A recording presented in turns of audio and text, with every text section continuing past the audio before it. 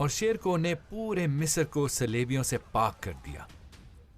इन कामयाबियों के बायस शेरको को मिस्र का वजीर मुकर्रर कर दिया गया, लेकिन ओहदा संभालने के कुछ ही अरसे बाद उनकी वफात हो गई। चचा की वफात के बाद सलाहुद्दीन अय्यूबी मिस्र के वजीर और मिस्र में सुल्तान नूरुद्दीन जंगी की फौज के कमांडर भी बने।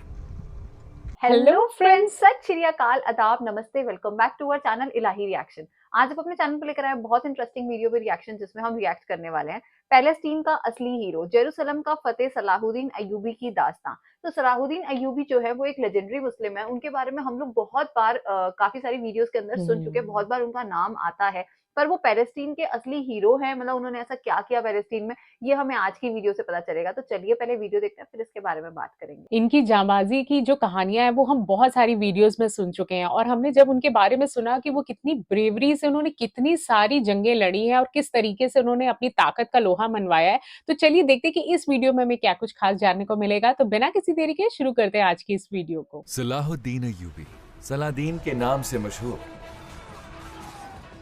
एक बहादुर और मजबूत नौजवान की आवाज उभरती है। यरूशलेम और मस्जिद अक्सा सलेबियों के कब्जे में है। मैं जिंदगी का लुत्फ कहां से लाऊं? मैं खाना कैसे खाऊं और चैन कैसे पाऊं? मैं रात को सुकून की नींद कैसे सोऊं? तैयार हो जाएं। हम एक ऐसी कहानी शेयर करने वाले हैं जो हम सब में नया जज्बा जगा देगी। एक सच्चे इस्लामी हीरो, मस्जिद अक्सा के मुहाफिज, खादिम अल हरमैन, यरूशलेम के फातेह अल मलिक अबू अल मुज़फ्फर सलाहुद्दीन अय्यूबी की कहानी। एक दफा का जिक्र है, बगदाद में एक मशहूर कारपेंटर रहता था। अपने उम्र के आखिरी हिस्से में उसने ज्यादातर वक्त अखरोट की लकड़ी से एक शानदार मिंबर तराशने में सर्फ किया। उसने मिंबर बनाने में अपनी तमाम सलाहियतें लगा दी। मिंबर की खूबसूरती सबको हैरत ज़दा कर देती थी। कारपेंटर की मेहनत से बने इस शाहकार मिंबर की शोहरत दूर दूर तक फैल गई थी। जब भी कोई बगदाद आता तो वो कारपेंटर को तलाश करता और उसके पास आकर कहता, ये मिंबर हमें बेच दो ताकि हम इसे अपनी मस्जिद में लगाएं। मगर उसका जवाब हमेशा एक ही होता, इस मिंबर की मंजिल मस्जिद अक्सा है। अच्छा। मस्जिद उस जमाने अक्सा। में यरूशलेम सलेबियों के कब्जे में था। सलेबियों को पोप और यूरोप की मुसलसल सपोर्ट हासिल थी। सल्जूकी सल्तनत खत्म हो चुकी थी।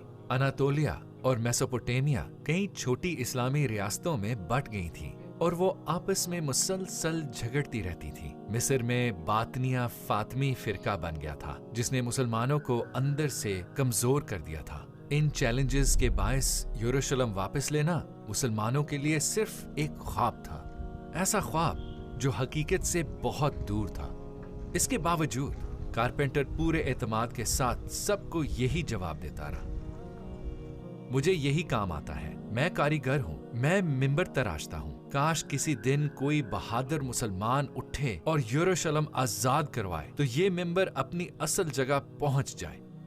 उस मिंबर की शोहरत तकरीबन हर शहर में पहुंच गई थी। जब लोगों में इसकी बेमिसाल खूबसूरती की बातें होने लगी तो 7 या 8 साल के एक छोटे बच्चे ने भी ये दास्तान सुनी। वो छोटा लड़का सलाहुद्दीन अय्यूबी था। मिंबर की दास्तान सुनते ही एक अज़म उसके जहन में हमेशा के लिए नक्श हो गया। यरूशलेम ईसाइयों से वापस लेना है और मिंबर उसकी असल जगह पहुंचाना है। इराकी शहर तकरीब में पैदा होने वाले सलाहुद्दीन अय्यूबी के वालिद कुर्दिश और वालदा तुर्किश थीं। फौजी ट्रेनिंग में दिलचस्पी के बावजूद उन्होंने पहले दीनी तालीम को तरजीह दी। उन्होंने लॉजिक, फिलॉसफी, सोशियोलॉजी, फिक, तारीख, आर्ट्स और साइंसेस के मज़ामीन में भरपूर इल्म हासिल किया। सलाहुद्दीन ने अपनी तालीम दिमिश्क के हदीस यूनिवर्सिटी में हासिल की। मुसलमान उन्हें एक मिसाली सुल्तान समझते थे, जबकि सलेबी उन्हें एक सच्चे इस्लामी हीरो की नजर से देखते थे। मशरिकी और मगरिबी दोनों तारीखदानों ने अपनी किताबों में उनकी तारीफ की है और सब ने मुतफिक्का तौर पर उन्हें एक नेक, रहम दिल, खुशबाश, बाहिम्मत और बहादुर जंगजू बयान किया है। जब इस बाकमाल शख्स की उम्र 26 साल हुई तो उन्होंने अपने चचा शेर को के साथ रियासत में कई जिम्मेदारियां संभाल ली। सलाहुद्दीन जैसे जैसे बड़े हुए, यरूशलेम की फतेह के लिए तकदीर उनका रास्ता बनाती गई। आप पूछ सकते हैं कि कैसे? जंगी रियासत के सुल्तान नूरुद्दीन जंगी ने अपने ज़ेरे हुकूमत तमाम तुर्किश रियासतों को मुत्तहिद किया और एक जिज़वी इस्लामी इत्तेहाद कायम करके सलेबियों से कई शहरों को कामयाबी से वापस ले लिया। जब मिस्र की फातमी रियासत को बहरान का सामना था, तब यरूशलेम के सलेबियों ने अपना असरूर व सुख मिडिल ईस्ट में फैलाने की कोशिश की।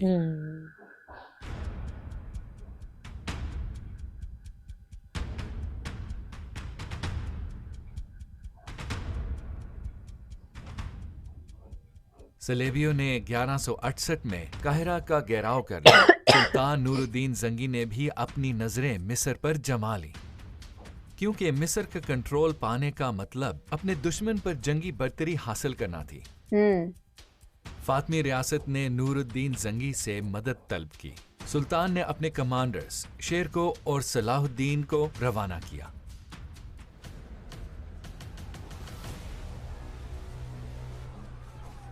और शेर को ने पूरे मिस्र को सलेबियों से पाक कर दिया। इन कामयाबियों के बायस शेर को मिस्र का वजीर मुकर्रर कर दिया गया, लेकिन ओहदा संभालने के कुछ ही अरसे बाद उनकी वफात हो गई। चचा की वफात के बाद सलाहुद्दीन अय्यूबी मिस्र के वजीर और मिस्र में सुल्तान नूरुद्दीन जंगी की फौज के कमांडर भी बने। 31 साल की उम्र में उन्होंने रियासत के वली और मिस्र के वजीर के ये दोनों अहम ओहदे एक साथ निभाए। वाओ! सलाहुद्दीन ने मिस्र का कंट्रोल पाने के बाद अपनी और तुर्की के खिलाफ मुजामत करने वालों यानी फातिमी और उनके साथ देने वाले सलेबियों और बाज़ंतीनियों का मुकाबला शुरू किया। मिस्र पर मुकम्मल कंट्रोल के साथ उन्होंने फौज को दोबारा मुनज़्ज़म किया। अहले सुन्नत की हमायत में काम करते हुए उन्होंने सुन्नी मदरसे और नए इदारे कायम किए। आहिस्ता आहिस्ता उन्होंने बातनिया फातमियों को ब्यूरोक्रेसी से निकाल दिया। आखिरकार 1171 में नूरुद्दीन जंगी के हुक्म पर उन्होंने बातनिया फातमी की हुकूमत को खत्म कर दिया।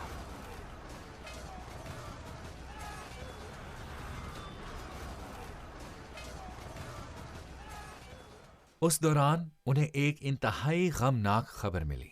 सुल्तान नूरुद्दीन जंगी वफात पा गए थे। एक तरफ वो रियासत के इत्तेहाद और सुल्तान की कायम करदा इस्लामी रियासतों की हम आहंगी के तहफ़्फ़ुज़ के लिए कोशां थे, जबकि दूसरी तरफ उन्हें सलेबियों का भी सामना था। उस जमाने के हर इस्लामी कमांडर की तरह सलाहुद्दीन अय्यूबी की 3 आरज़ुएं थीं।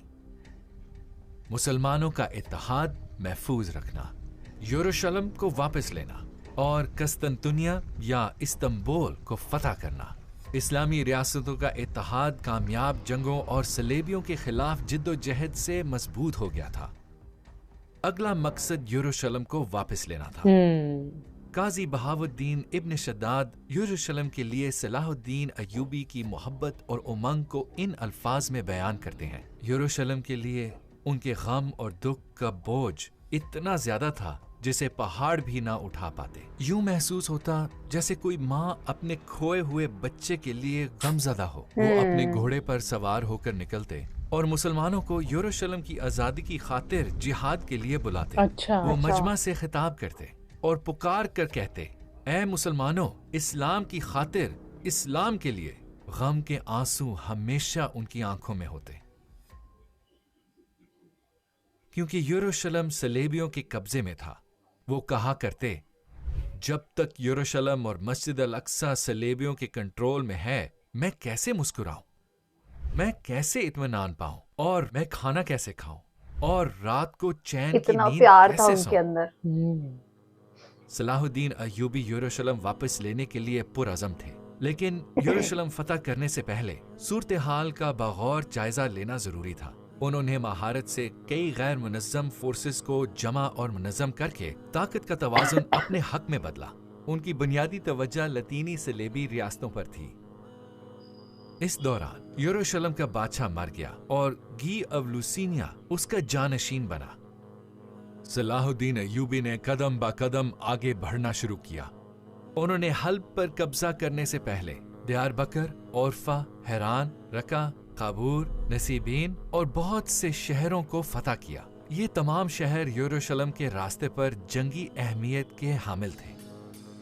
सुल्तान ने सबसे पहले तिब्रिया शहर का घेराव किया। तिब्रिया की जंगी अहमियत बहुत ज्यादा थी। उनका मकसद यरूशलेम के बादशाह और उनकी फौजों को शुमाली फिलिस्तीन में तिब्रिया के करीब हित्तीन में लाना था, क्योंकि उन्होंने मैदाने जंग वहां ले जाने का मंसूबा बनाया था। हित्तीन अपने पानी के कुओं के लिए मशहूर था। सुल्तान सलाहुद्दीन ने पहले ही हित्तीन के रास्ते पर मौजूद पानी के कुएं कब्जे में ले लिए और उन्हें पत्थरों और रेत से भर दिया। चुनाचे पानी के कुएं इस्तेमाल के काबिल ना रहे। बादशाह और उसकी फौज हित्तीन में पहुंची तो वो कुओं को उस हाल में देखकर सख्त मायूस हो गए। पूरी फौज सहरा की सख्त गर्मी में प्यास और थकन की शिद्दत के साथ जंग लड़ने पर मजबूर थी। हित्तीन की जंग 4 जुलाई 1187 को शुरू हुई। इस जंग में सलाहुद्दीन ने यरूशलेम के बादशाह गी अवलूसियां के ज़ेरे क़यादत सलेबी फौज को शिकस्त दी। इस कामयाबी के बाद सलाहुद्दीन ने तेजी से फतह की कार्रवाई शुरू कर दी। सलेबियों को होने वाले शदीद नुकसान से मुसलमानों को तकरीबन पूरी यरूशलेम की सल्तनत पर कंट्रोल हासिल हो गया। उन्होंने अक्का, तिब्रिया, इस्कलान, नाबलस, रमल्ला और गजा समेत बहुत से किले फतह किए। अच्छा। चंद ही हफ्तों में 20 सितंबर 1187 को सुल्तान ने यरूशलेम का घेराव किया। मंजनीक से शहर की दीवारों पर गोलाबारी की गई। जल्द ही शुमाल मशरकी दीवार कमजोर पड़ गई। मंजनीकें वहां लगाई गईं। कुछ देर बाद दीवार मुकम्मल तौर पर तबाह हो गई। सलेबियों ने घेरा तोड़ने की कोशिश की लेकिन कामयाब ना हो सके। ये जाहिर था कि वो ज्यादा देर शहर पर कंट्रोल कायम नहीं रख पाएंगे। उन्होंने सलाहुद्दीन अय्यूबी से महफूज रास्ता तलब करते हुए अपनी जान बख्शी। फसलों की हिफाजत, घरों के तहफ़्फ़ुज़ और मुसलमान कैदियों की रिहाई के लिए ताउन की पेशकश की। सुल्तान सलाहुद्दीन ने इन शराइत को कबूल किया क्योंकि वो मुसलमान कैदियों का तहफ़्फ़ुज़ यकीनी बनाना और जंग को तूल देकर मजीद हलाकतों से बचाना चाहते थे। आखिरकार वाक़े महराज के मुक़द्दस मौके पर 27 रजब 832 हिजरी मुताबिक 2 अक्टूबर 1177 को जुमातुल मुबारक के दिन यरूशलेम वापस ले लिया गया। सलाहुद्दीन अय्यूबी की कामयाबी सिर्फ फौजी निज़ाम तक महदूद न रही, बल्कि उनकी कामयाबी से एक मुनज़्ज़म और तरक्की याफ्ता रियासत का सूरज तलू हुआ। उनकी क़यादत में बेशुमार मदरसे, हस्पताल और मस्जिदें तामीर हुईं। ये इस्लामी दुनिया में इल्म के अरूज का ज़माना था। उस वक्त के उलमा को सलाहुद्दीन अय्यूबी के ज़ेरे कंट्रोल इलाकों में बुलाया गया। उलमा को अपना ताउन पेश करते हुए उन्होंने शानदार अलमी तरक्की की राह हमवार की। उस ज़माने में उलमा और तलबा ने कई किताबें लिखीं। अपनी तर्ज हुकूमत की बदौलत वो अपने बाद आने वाले कई हुक्मरानों के लिए रोशनी के मीनार बने। बिल्कुल। इस्लाम के इस अजीम सिपाही ने 4 मार्च 1193 को दमिश्क में वफात पाई। उनकी वसीयत के मुताबिक वफात के बाद उनका कफन एक नेज़े पर बांध के लोगों के सामने लाया गया और उसके साथ दमिश्क की गलियों में ये अल्फाज गूंजते रहे, ऐ मुसलमानों, ऐ लोगो, मिस्र, यमन, शाम, फिलिस्तीन, यरूशलेम का फातेह सुल्तान सलाहुद्दीन आज इस कफन के सिवा दुनिया से कुछ नहीं ले गया। इससे इबरत पकड़ो और दुनिया के धोखे में मत आओ। उनकी जिंदगी का एक मकसद था और उस मकसद ने उन्हें जिंदा रखा। उन्होंने बताया कि एक मुसलमान की जिंदगी का मकसद कैसा होना चाहिए। उनके सीने में धड़कता दिल अल्लाह की मोहब्बत से सरशार, दुनिया में इंसाफ के क़याम का तलबगार और इस्लाम के हुस्न को ना आशना लोगों तक पहुंचाने का आरज़ूमंद था। यरूशलेम की फतह इस्लाम के हुस्न से आशना इस शख्स के हिस्से में आई। तो आखिर हम इस फतह से महरूम क्यों हैं? क्योंकि हमें पहले खुद को बदलना होगा। हमारी ख्वाहिशात का मरकज ये दुनिया है। हमारे ख्वाब दुनियावी ख्वाब हैं और हमारे मकासद दुनियावी मकासद हैं। हमें मुखलिस होना पड़ेगा। हम में से ज्यादातर लोग अपने और अपने आराम के मुतालिक सोचते हैं। हमें अपना जायजा लेना होगा और वो दिल पाना होगा जो अल्लाह के लिए धड़के। हमें इस्लाम के लिए बुलंद मकासद अपनाने होंगे।